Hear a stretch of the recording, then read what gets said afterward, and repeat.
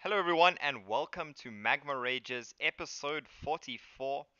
With me today, I am joined by Penguin. How are you doing, Penguin? Very well, thanks, man. How you doing? I'm good, I'm good. Uh, you will notice there is a Pandemonia missing. Usually he is here, but this week and this weekend as well, he's going to be in China helping Salty Monkey with the WESG, the women's section, the APAC Hmm. and Africa qualifiers, essentially, to make it through Hmm. to the main event in China later this year. So that's going to be happening this weekend, January 11th to the 14th. Hmm. There's only 8 women playing, so it's like a pretty rough single elim event essentially for them, which means you Yeah. can go there and just play one game, which is going to be quite rough. It's been a little bit up and down with the formats.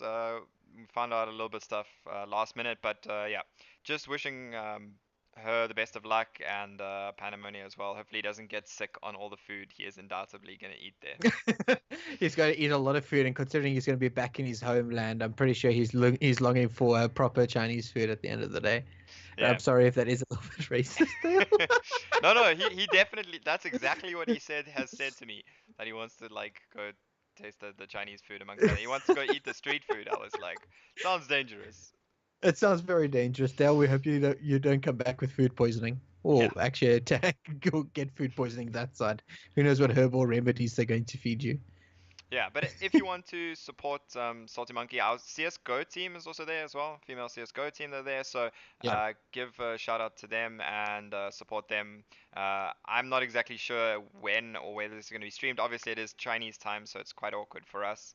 But you can Mm. always ask the players on social media. Maybe they know as well. So um, moving on to this episode, Penguin. We kind of covered, well, the rest of us, the normal hosts, we kind of covered our thoughts about 2017 and the 2017 year last week. But how did you find 2017 in terms of Hearthstone for yourself?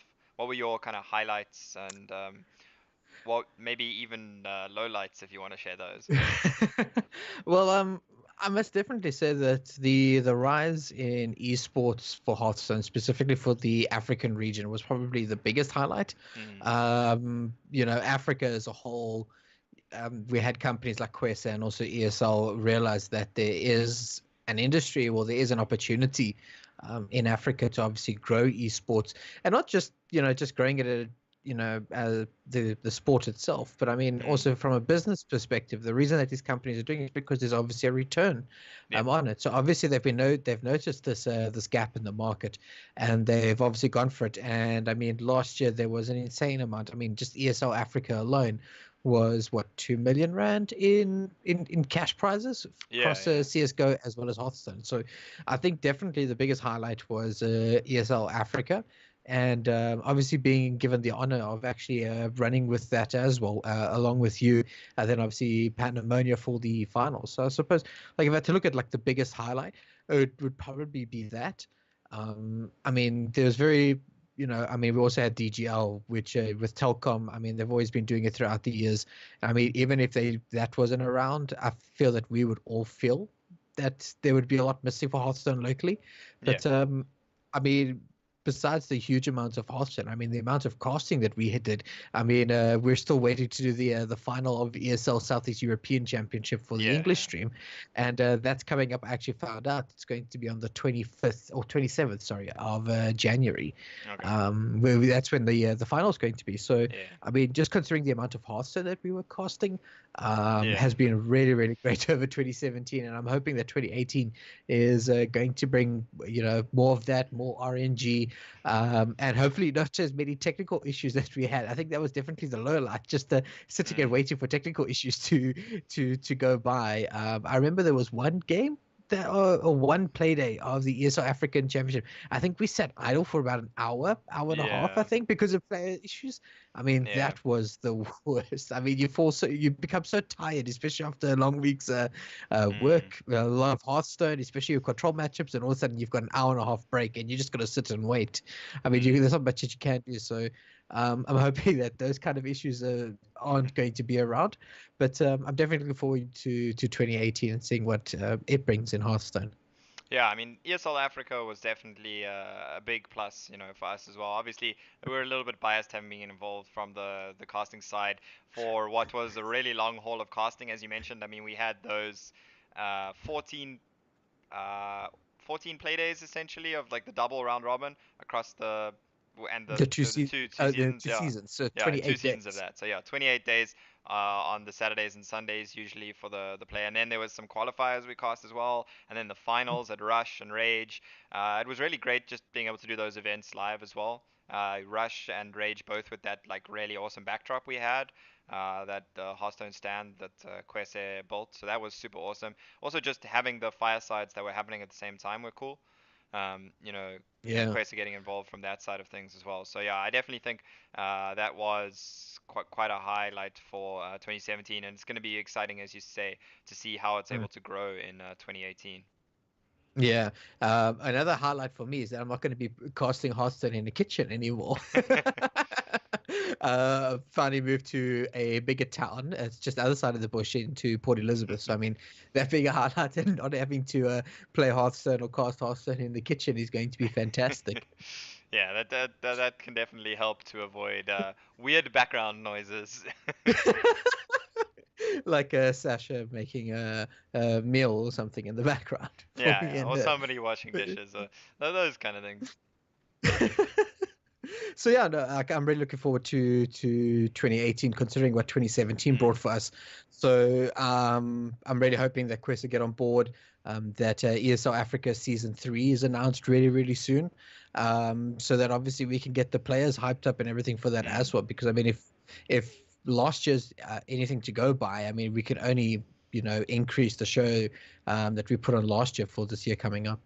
Yeah, and speaking of local esports for 2018, the first thing we have coming up is WESG.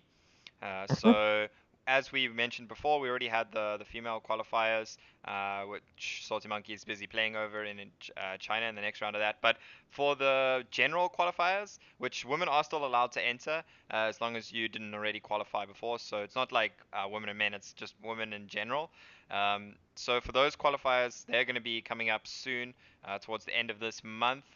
25th to 28th of January. The 28th of January specifically will be the Hearthstone one. The winner of the qualifier tournament, which we still need some more details on, but the winner will be going to China for the main grand finals, which Mhm. we're basically skipping the intermediary step we had last time. And going straight to the grand finals in China, which is pretty cool. At least it guarantees we'll have a Southern African and a North African representative, because we Mhm. have basically the African portion splits between Southern and Northern Africa.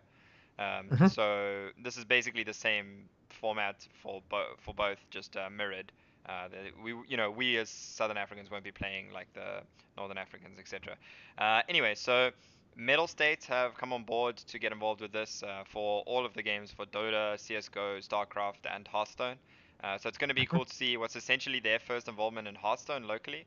I Yeah. mean, they've worked with quite a few other tournaments. I think you've worked with them as well for some of their Dota stuff.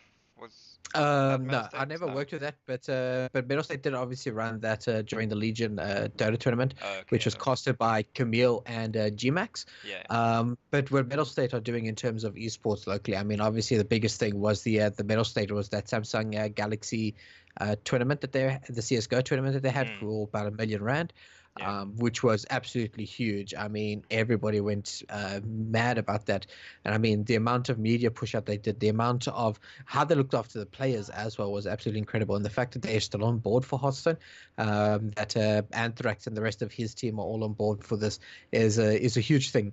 And Mm, I'm definitely happy about it. And I'm sure the players are also just as excited that a company like Metal State has decided to come on board to actually run this kind of thing. And maybe it brings something more in the future. Anthrax and his teams are very sneaky when it comes to announcing tournaments. I mean, like the Valkyrie tournament was also a little bit like a bam, there it is, the same as the mm, Dota, and I mean also the Call of Duty World War II league that they're going to be running throughout this year yeah. was also a bit of a oh snap, here's something here. So I mean the fact that they are getting on board and actually doing some things like this is really really awesome. And with them getting on board, I'm definitely looking forward to a really smooth run tournament as well, if anything's to go by from like their CS:GO stuff. Yeah. So for those viewers that are in Southern Africa, we'll provide links in the description for signing up. The WESG website can be a little bit tricky to navigate at times, uh, but Yeah, it's not the greatest website. yeah, but that is where you're going to sign up. We still have some more info to come about the exact format. Right now, suspect it's going to be a best of five, whether that involves ban, whether that's single, double elim. Still a little bit to be decided, from what I can tell. We will definitely be keeping you informed with more info about that. It's also a $500 a prize for the winner.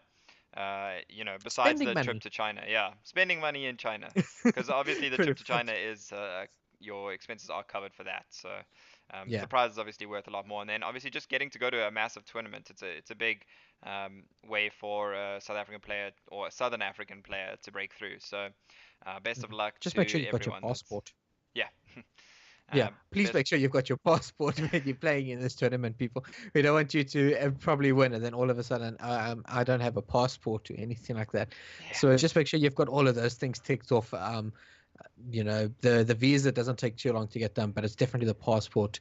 So, ladies and Yeah. gentlemen, if you're going to be entering, please make sure your passport is sorted out, or go and get one now. Yeah. That doesn't take too long. I think it's about 2-3 weeks, and you get it. Yeah, it can be. I did Hmm. mine 2 years ago, I think. But anyway, um, uh, that's the really exciting stuff that's going to be coming locally. The first kind of the first big tournament we're going to see for Hearthstone. Obviously with Hmm. a massive prize on the line, and there's huge prize money for the grand finals in China. I think it's probably like a couple $1 million across the different games. I think, if I Yeah, remember I, correctly. I think it's But something like that. I don't know exactly what the breakdown is going to be. I don't think they've given one yet for the different games or for Hearthstone. But safe to say it's going to be a lot of money when converted into our local currency. And Yeah. then, speaking of big Hearthstone tournaments, the one that is coming up the weekend before that, from the 18th to the 21st of January, is going to be the Hearthstone World Championship. So this season, they basically moved it away from BlizzCon to its own special event that's going to be happening in Amsterdam. We will do much more of a preview next week, next week's Mm. episode, to discuss it. By then, I'm sure we'll know there's going to be a choose your champion for some packs. Hopefully, we can have some speculation about who are some good picks there. It is an event that is a little bit dominated by European players in a way, because more of them qualified through the seasonal championships. This year, obviously, it hasn't been such that it's just an equal number of representatives from each region. It's based on how they performed in the seasonal championships. So um, there's going to be a little bit more Europeans on their home ground there in Amsterdam. But Uh, I, I feel that this basically proves that EU is greater than NA. Yeah, I mean, NA is probably the second most represented region. The biggest disappointment, honestly, is being China in terms of its representation. I think they're only going to have two players, X Hope and whoever qualifies through the last call, which I'm not entirely sure who that's going to be. I think it's like Jason Zhao or Omega Zero, one of those two, I think.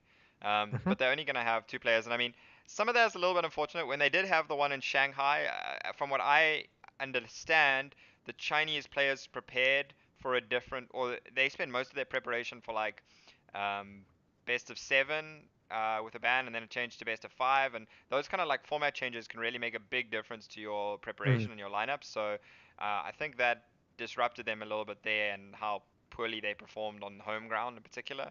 Um, I Mhm. think they managed like one win, one like match win out of all their players in that event. So that was a really bad event for them on home ground. But there's going to be lots of big names. Calento qualified from that one through to Worlds. Orange, Hoy, lots of like Muzzy, obviously another big favorite. So there's going to be a lot of good people, good players to watch out for then. So that's going to be a good thing to watch, especially going into the WESG qualifiers.